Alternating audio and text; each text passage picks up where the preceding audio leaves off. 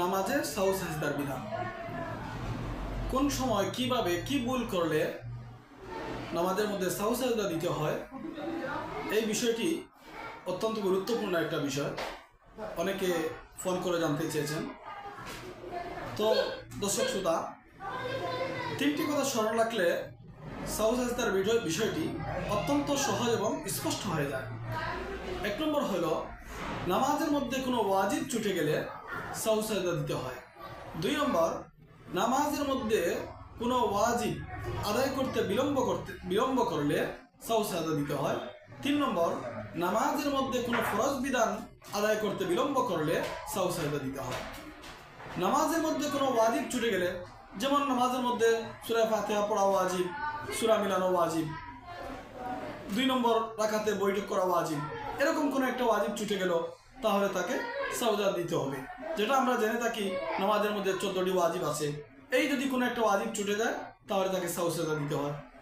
2 নম্বর, যদি কোনো নামাজের একটা ওয়াজিব আদায় করতে কেউ দেরি করে, 3 তাসবিহ পরিমাণ দেরি করে, তাহলে তাকে সাজদা দিতে হয়। যেমন সূরা ফাতিহার পরে সূরা মিলানো ওয়াজিব। এখন যদি সূরা ফাতিহা এবং সূরা মিলানোর মধ্যখানে যদি 3 তাসবিহ পরিমাণ সময় দেরি হয়ে যায়, তাহলে তাকে সাজদা দিতে হয়। ঠিক তদ্রূপভাবে নামাজের মধ্যে কোনো একটা ফরজ বিধান আদায় করতে যদি কেউ বিলম্ব করে, তাহলে তাকে সাজদা আদায় করতে হয়। যেমন যদি কেউ 2 নম্বর সেজদা শেষ করলো, এখন সোজা সে দাঁড়িয়ে যাবে, কাম করবে, এটা হচ্ছে ফরজ। এখন যদি সে ওই 2 নম্বর সেজদা পরে একটু সময় বসে যায়, আর যদি এই বসাটা যদি 3 তাসবিহ পরিমাণ হয়ে যায়, তাহলে যেহেতু কিয়াম এটা ফরজ, আর এই ফরজ আদায় করতে যেহেতু 3 তাসবিহ পরিমাণ সময় বিলম্ব হয়েছে, এই জন্য তাকে সাজদা দিতে হয়। তাহলে আমরা সংক্ষেপে জানতে পারলাম যে 3টি কারণে সাজদা ওয়াজিব হয়। 1 নম্বর, কোনো ওয়াজিব ছুটে গেলে। 2 নম্বর, কোনো একটা ওয়াজিব বিধান আদায় করতে 3 তাসবিহ পরিমাণ সময় বিলম্ব করলে। 3 নম্বর, কোনো একটা ফরজ বিধান নামাজের মধ্যে আদায় করতে 3 তাসবিহ পরিমাণ বিলম্ব করলে তাকে সাজদা দিতে হয়।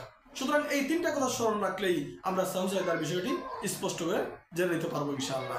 আমাদের সমাজে অনেকে আছে, শুধু ওয়াজিব ছুটে গেলে তাকে সাজদা দিতে হয়, এটা সে জানে, কিন্তু কোনো ওয়াজিব অথবা ফরজ বিধান নামাজের মধ্যে যেগুলো রয়েছে, এগুলো বিলম্ব করলে যে সাজদা দিতে হয়, এই বিষয়টি অনেকের জানাই নাই।